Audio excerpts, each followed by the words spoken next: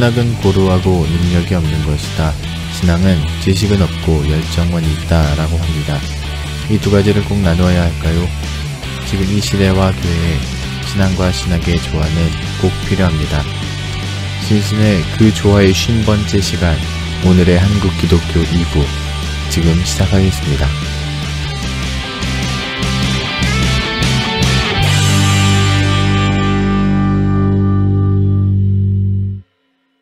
그리고 이제 성경을 또 한번 잘 보시다 보면 또 뭘 알 수가 있냐면은 북이스라엘하고 남유다가 있죠. 네. 성경은요, 북이스라엘에 대해서 긍정적인 관점이 많지가 않아요. 네. 왕들 중에서도 긍정적 평가받는 왕이 거의 없을 거예요. 없을 겁니다, 아예. 네. 예. 그 이유가 뭐냐면은 바벨론 포로로 끌려갔던 사람들이 남유다 사람이었기 때문에 그런 거예요. 아, 맞다. 그 얘기는 좀 들었었던 것 같아요. 돌아온 사람들. 돌아온 사람들은 남유다 사람이고 돌아온 사람들의 신앙은 하나님 중심 신앙인데 북이스라엘은 이제 하나님 신앙이 있었지만은 거기 보면 이제 뭐 우상을 세우고 막 완전히 그게 무너져 버린 거죠. 북이스라엘은. 네네. 남유다가 그나마 이제 그걸 또 갖고 간 거예요. 희미하게나마. 그 약간 명맥을 이제 명맥을, 그나마 유지한 거네요. 그 명맥을 이제 바벨론 포로기에서 이스라엘 백성들이 확연하게 느낀 거예요. 아, 우리가 어떻게 살아야 될지. 네. 예수님 시대 때 그렇게 강렬하게 그 유대교 신앙이 정립이 된 거는 바벨론 포로기 때 시작이 된 거예요. 그래가지고 오랜 시간을 거쳐서 이렇게 된 거지. 막 왕정 시대 때도 바리새인들처럼 막 강력한 있었던 건 아니죠. 네. 그렇구나요. 그러면은 왜 이스라엘 백성들은 딱 힘들 때 어려울 때가 있었잖아요. 그래서 그거 딱 치고 다시 회개하고 다시 돌아가서 초막절도 찾고 다시 이제 여호와 율법을 찾았는데 한국 교회는 그 시기가 한 번이라도 있었던 것 같으세요? 회개할 수 있는 시기? 저희는 그때를 주로 얘기하는 게 그 장대영 교회 얘기하면서 저희가 옛날에 대부흥 얘기했던 그 100년 전 그때라고 이야기를 하는데 그 이후에 좀 그런 사건들이 있었을까요? 그 가장 강력한 사건은 뭐 6.25였을 것 같아요. 아, 네네네네. 6.25 때 이제 민족이 처참하게 이제 파괴되는 걸 보면서 하나님을 붙들었죠, 당연히. 그래서 그 6.25 이후로 기독교 인구가 폭발적으로 증가하잖아요. 그런데 이제 특징은 뭐냐면 공산주의에 대한 강한 반대. 그렇죠. 예. 그거를 갖고 있는 기독교 신앙이죠. 그리고 뭐 경제가 어려웠을 때 60, 70년대, 뭐 80년대까지도 성도님들의 어떤 기도, 신앙생활이라는 거는 뭐 이루 말할 수가 없이 교회 중심적이었잖아요. 네. 삶 자체가. 그렇죠. 근데 이제 90년대 이후로 이제 성도님들도 잘 살게 됐고, 한국이 너무 좋아진 거예요. 네. 그러니까 이제 기도하지 않고도 병원을 가면 되고, 교회 가지 않고도 이제 갈 데가 너무 많아졌고, 또 이것도 있어요. 종교 인구는 계속 안 늘어요. 네. 어떻게 계속 늘겠어요? 그렇겠죠. 뭐 스타벅스가 아무리 잘 나간들 계속 성장하겠습니까? 어느 선에는 이제 하락세가 있겠죠. 정점을 찍고 하락하겠죠. 네. 교회도 그런 거예요. 엄밀하게 보면은 교회가 성장한 만큼 성장한 것도 있어요. 더 성장하면 좋은데 종교가 늘 그런 게 아니거든요. 그렇죠.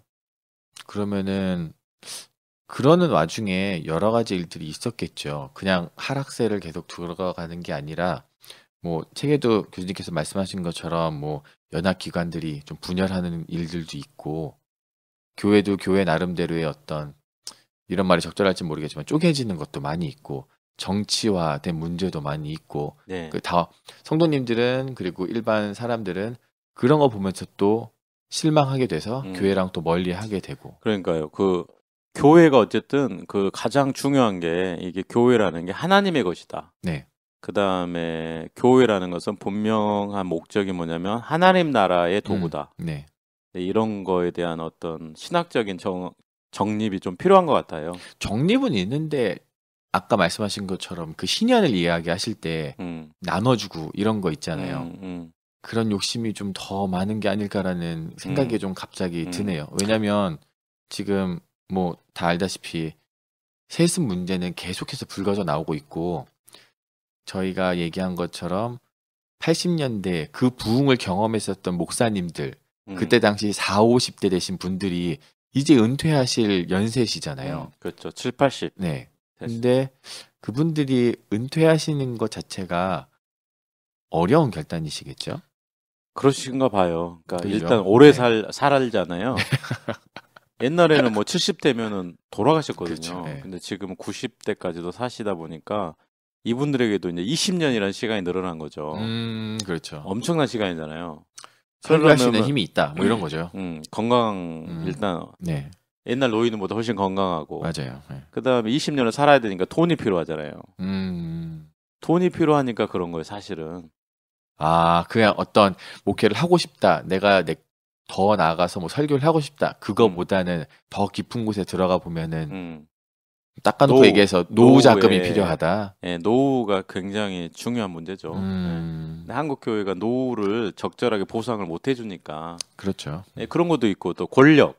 권력. 예를 들면 담임 목사직을 갖고 있으면서는 권력이 유지가 되잖아요. 네. 근데 목사직을 사임하면 그걸 행사할 수가 없잖아요. 그러니까는 세습의 가장 큰 문제는 뭐냐면은 부와 권력의 세습이거든요. 네. 우리가 뭐 시골 교회 월급 10만 원 받는 목사님 아들이 세습했다고는 비난을 하지 않습니다. 그렇죠. 예. 그거는 뭐 소위 말해 그래 아버지 가는 길 너도 가는구나 대견하다 이런 얘기할 수 있죠. 그렇죠. 근데 이제 세습을 문제 삼는 거는 부와 권력이 세습됐을 때, 그러니까 결국 이제 제가 얘기한 게 부와 권력을 놓고 싶지를 않는 거고, 네. 그다음에 이걸 아들한테 물려주고 싶은 거고, 아들한테 물려줬을 때 죽을 때까지 또 부와 권력을 누릴 수도 있는 거고, 뭐 그런 거잖아요. 그리고 또 치부 같은 것도 자식이 하면은 끝까지 감출 수 있는 거니까요. 예. 그다음에 뭐 본인이 하고 있는 사업도 계속 할 수가 있고, 뭐 여러 가지 이유가 있겠죠. 그게 참 덕이 안 되네요. 저희가 봐도 덕이 안 되는데 교회 안 다니시는 분들한테는 저게 뭐냐 싶겠죠. 그러니까 그 절을 한번 생각해 보세요. 네. 절은 세습이 되나요? 절이요? 절은 세습이 안 되지 않나요? 네, 천주교는 어때요? 천주교는 세습이 안 되죠. 안 되죠. 네. 그래서 중세 시대 때 교황들이 네. 교회를 어떻게 개혁할까? 자꾸 그 뭐랄까 그 신부직, 네. 높은 신부직, 그 다음에 교회의 어떤 재산들을 자식한테 물려줘 버린 거죠. 중세 네. 교회가 그런 거예요, 실제로. 네. 그러니까 여러 교황들, 그레고리우스 1세나 7세 이런 사람들이 결혼을 시키면 안 된다 이거. 그러니까는 천주교의 그 결혼 문제 있죠. 네네네. 독신 제도가 교회 개혁 운동으로 시작된 거예요. 아, 원래부터 독신을 그러니까 우리가 얘기한 게 아니라 우리 개신교인들이 참 모르는 게 많아요. 그러니까요. 네. 그러니까 우리의 신학적 잣대로 아니, 결혼하라고 그랬는데 왜 안 했지? 아, 천주교 잘못된 거야. 이렇게 쉽게 생각하는데 여러 이유가 있죠. 그렇죠. 그러니까 그분들의 이유는 뭐냐면 일단 예수님과 결혼한 거. 그렇죠. 예. 사제로서. 그런 것도 있고 그다음에 이제 교회 부작용이 실제로 많았어요. 네. 그러니까는 교회가 이제 재산이라든가 권력을 갖게 되니까 중세 시대 때 추기경이라든가 이런 주교들이 자기 자식한테 물려줘 버린 거예요. 네네. 재산도 마찬가지고. 그렇겠죠. 네. 근데 그 자식은 전혀 교육이 안 돼 있고 목회에 대한 소명도 없고 그러면 그 자식이 이제 목회직을 이어받고 어떻게 됐겠어요? 교회를 엉망으로 만드는 거죠. 그래서 교회가 이렇게 돼 가서는 안 되는데 이렇게 이제 교황 그레고리우스, 배제 이런 사람들이 이거 법례화 해야 된다 이거. 그래서 그때부터 예, 그럴 건 거죠. 이제 수도원 운동 영향도 있습니다. 그러니까 제가 처음에 얘기했던 그리스도와 결혼한 사람들, 수도사들의 어떤 그런 영향도 있는데 우리가 그 신부님들의 어떤 독신 제도를요 순진하게 그냥 창세기는 결혼하라고 했는데 이렇게 접근하면 안 돼요. 그렇죠. 다 이유가 있었던 건데요. 역사라는 건 다 이유가 있어요. 근데 이제 물론 그러면은 천주교 신부 되고 싶은데 결혼을 무조건 안 해야 된다. 이런 것도 무리죠. 무리긴 한데 어쨌든 우리 개신교인들이 다른 종교 전통에 대해서 좀 열려 있어야 되는 게 무식하면 용감하고 무식에 소신이 더해지면 이제 대책이 없거든요. 그러니까 조금 우리가 다른 전통에 대해서 조금 공부할 필요 있습니다. 그리고 필요하면은 존중할 필요도 있고 저는 가끔 그런 생각한 거예요. 그래서 개신교 목사님들도 이제 결혼을 안 해야 되는 건가? 나중에 나가서 세습 안 하려면 세습이 이렇게까지 문제라면은 그렇죠. 차라리 결혼을 하지 마라.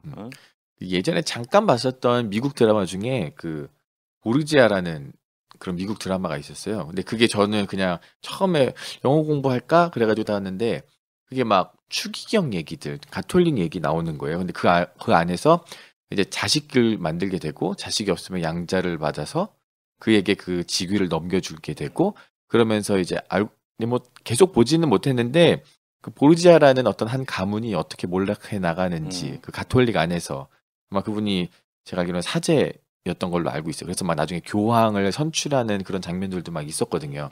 그러니까 그거 보고서 저거 뭐지? 막 그랬는데 지금 말씀하시는 거 보고 갑자기 생각이 났어요. 그러네요. 배경이 네. 같네요. 그러면은 어떻게 이게 문제는 너무 많잖아요. 문제는 이야기만 해도 하루 종일 이야기할 수 있을 텐데. 그러니까 이제 뭐 원론적인 얘기인데. 그렇죠. 뭐 원론이 사실 중요하잖아요. 네. 원론적인 얘기인데 이제 교회 세습은 왜 잘못됐는가? 또 신학적으로 좀 정확하게 정립할 필요 있고 네. 여기에 대해서 이제 신학자들, 특히 조직 신학자들이 좀 열심히 좀 네. 연구를 해줄 필요가 있고요. 그다음에 제도적인 게 정말 필요하죠. 네. 제도적인 거 정말 필요합니다. 그러니까 우리가 원죄론을 왜 주장해요? 기독교 신학이. 근데 인간은 악하다는 거 아닙니까? 네. 그러니까 인간은 악하다는 것은 다른 말로 얘기하면은 편하고 좋은 것만 추구한다는 얘기거든요. 그렇죠, 그렇죠. 그럼 그 당연히 세습이라는 거는 인간의 본성인 거예요. 그 본성을 어떻게 해야 돼요? 제도적으로 좀 막아줘야 되는 통제할 거죠. 수 있는 기관이 좀 필요한 거죠.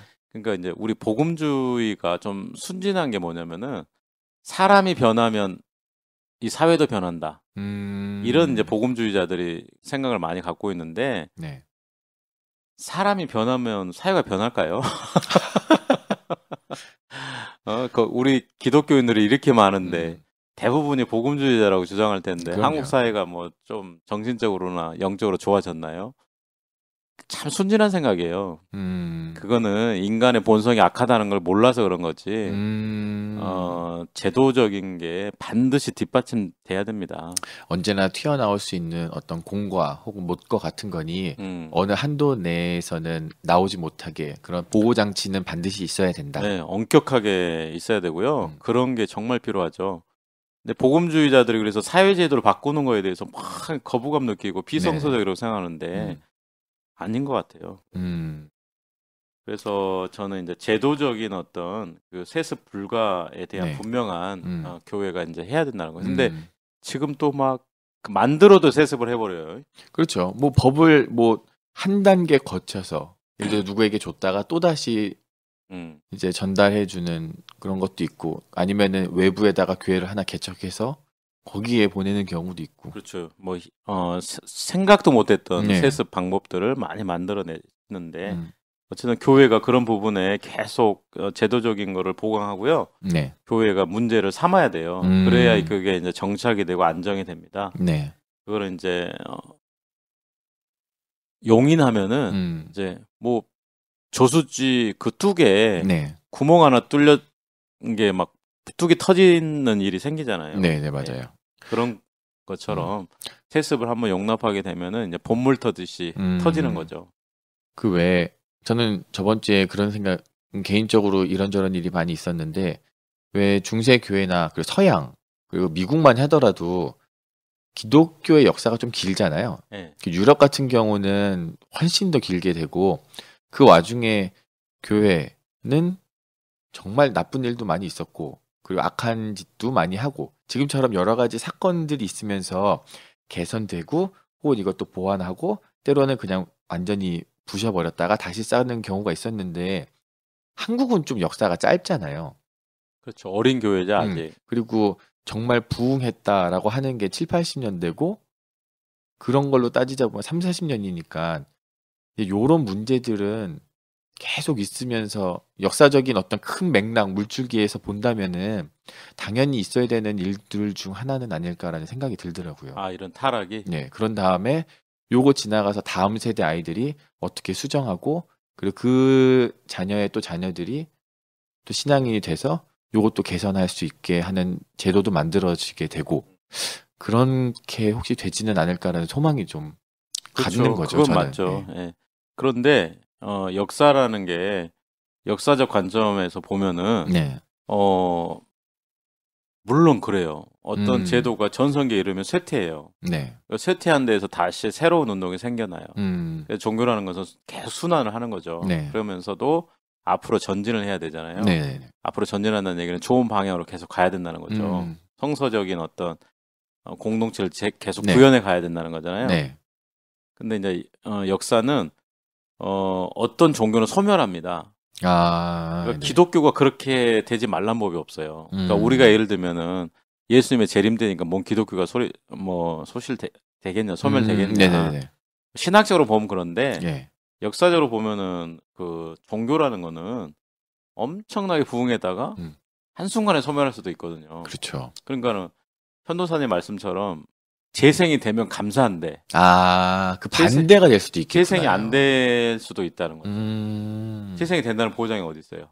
그러니까 이런 것들을 계속 경각심을 가지고 주의해야 된다는 거죠.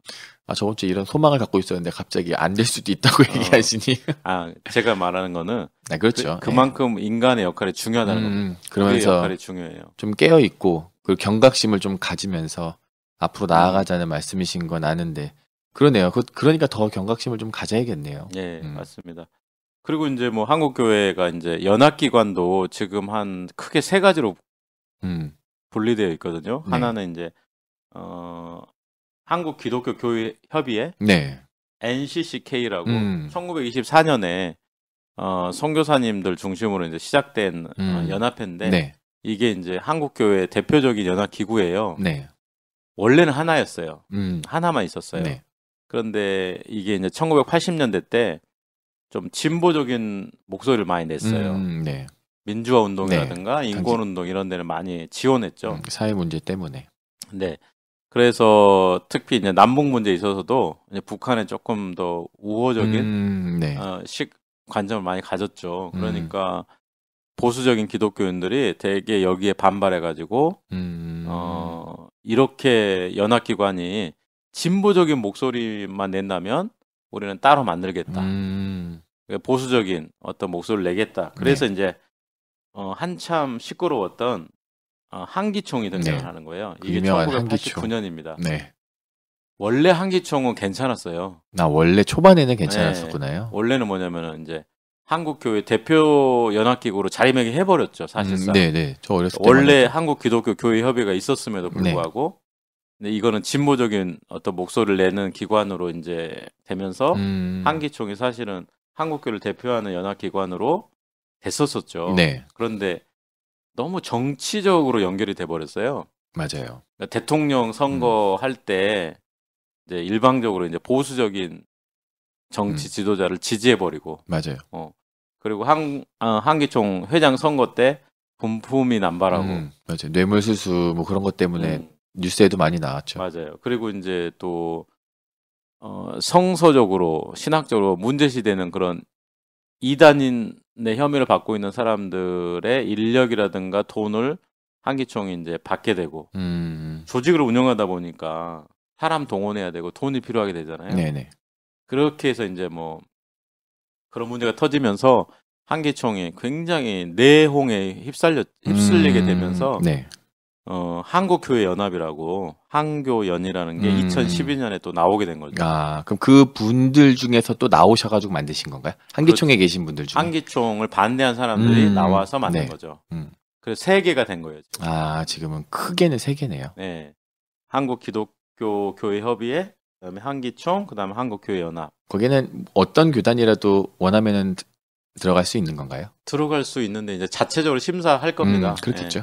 그리고 자기들의 신학적인 어떤 입장하고도 맞아야 될 거고, 정치적인 입장도 맞아야 될 거고. 그러니까 이제 대표성을 띈다고 할 수 있겠네요. 예를 들어서 장로교만 모인다. 그러면은 대표성을 띌 수 없을 텐데. 근데 이제 문제가 뭐냐면은 그 한국 교회가 원래 분열의 역사가 심각했잖아요. 네.